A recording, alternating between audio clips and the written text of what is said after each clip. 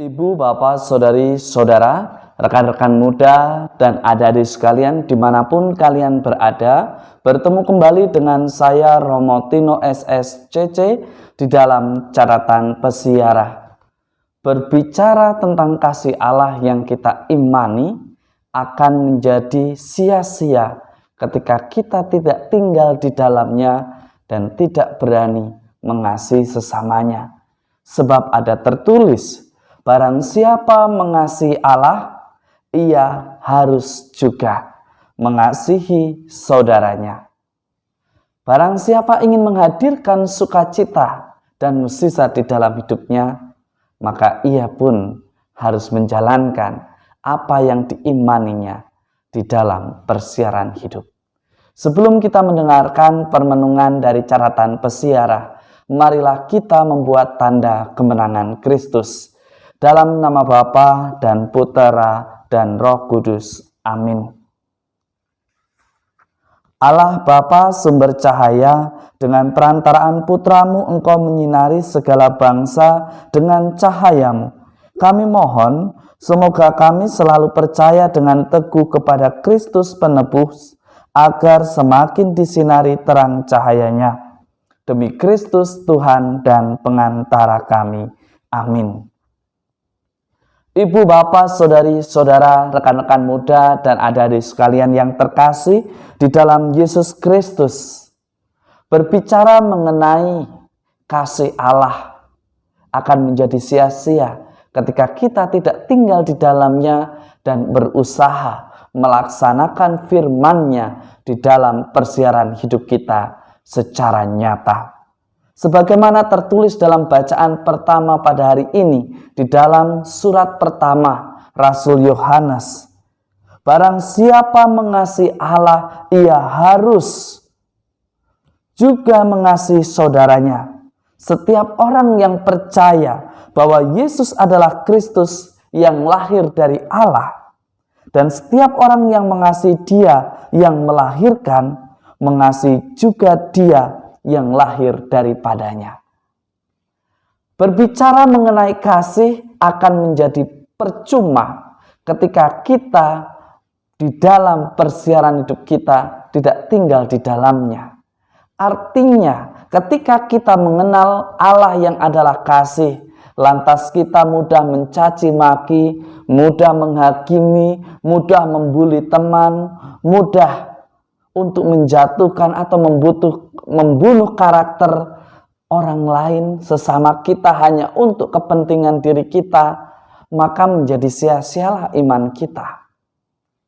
Beriman akan Allah yang adalah kasih berarti kita harus berani untuk tetap mencintai meskipun hati kita terluka karena dilukai oleh orang yang kita pilih untuk menjadi teman hidup kita. Orang yang kita pilih untuk menjadi teman seperjuangan kita. Meskipun kita disakiti oleh anak-anak kita yang kita cintai. Rekan-rekan komunitas di dalam satu komunitas. Tetapi kita hari ini ditantang sebagai orang beriman untuk menghadirkan secara nyata kasih itu. Dan ketika kita mampu untuk menghadirkan, maka ada sukacita. Maka benarlah apa yang dikatakan oleh orang bijak. Kita tidak mungkin menghadirkan mukjizat di dalam hidup Anda atau di dalam hidup saya atau di dalam perjalanan hidup kita jika kita tidak memiliki iman akan hal itu. Jika kita tidak melaksanakan apa yang kita imani. Mukjizat akan terjadi di dalam keluarga Anda, di dalam komunitas Anda, di dalam hidup kita, hidup saya.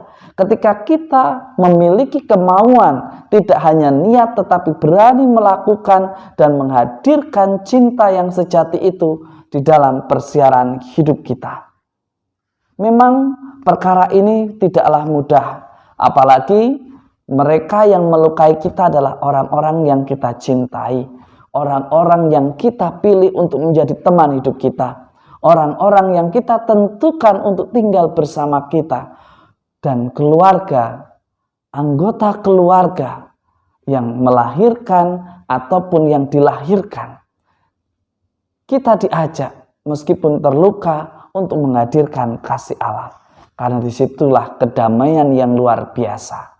Di tengah pandemi COVID-19 dengan varian baru Omikron membuat kita menjadi semakin takut, membuat kita menjadi semakin cemas.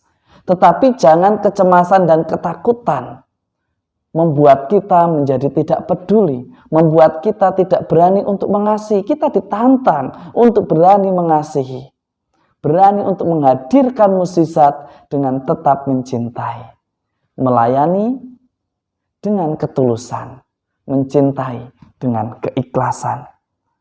Sebagaimana di dalam Injil Lukas pada hari ini mengenai penggenapan akan janji Allah, dan Tuhan kita Yesus Kristus dimampukan karena persatuannya dengan Dia yang mengutusnya. Saya pun percaya ketika Anda dan saya serta kita semua menyatukan diri kita dengan Allah di dalam segala usaha, di dalam pekerjaan, dan juga di dalam menjalani persarahan hidup kita, maka kita pun akan dimampukan di dalam menjalani hidup kita. Kita akan diberikan kemampuan ketika ada kemauan. Karena kita tahu demikian besar cinta kasih Allah kepada Anda dan saya serta kita semua, sehingga Ia menyerahkan putranya yang tunggal agar semua yang percaya kepadanya tidak binasa, melainkan memperoleh hidup abadi. Ingin hidup selamat, ingin menghadirkan mukjizat, tinggallah di dalam kasih, hiduplah di dalam kasih, dan jadikanlah kasih sebagai dasar hidup kita. Semoga berkat Tuhan senantiasa melindungi dan memberkati kita, Bapa, Putera, dan Roh Kudus. Amin. Barang siapa berani tinggal di dalam kasih, meskipun harus terluka, dan tetap berani mencintai dengan cinta yang sama, ia akan senantiasa menemukan sukacita di dalam persiaran hidupnya. Beranikah kita untuk senantiasa tinggal di dalam Tuhan dan hidup di dalam Tuhan untuk kemuliaan Tuhan. Selamat beraktivitas, Tuhan memberkati. Amin.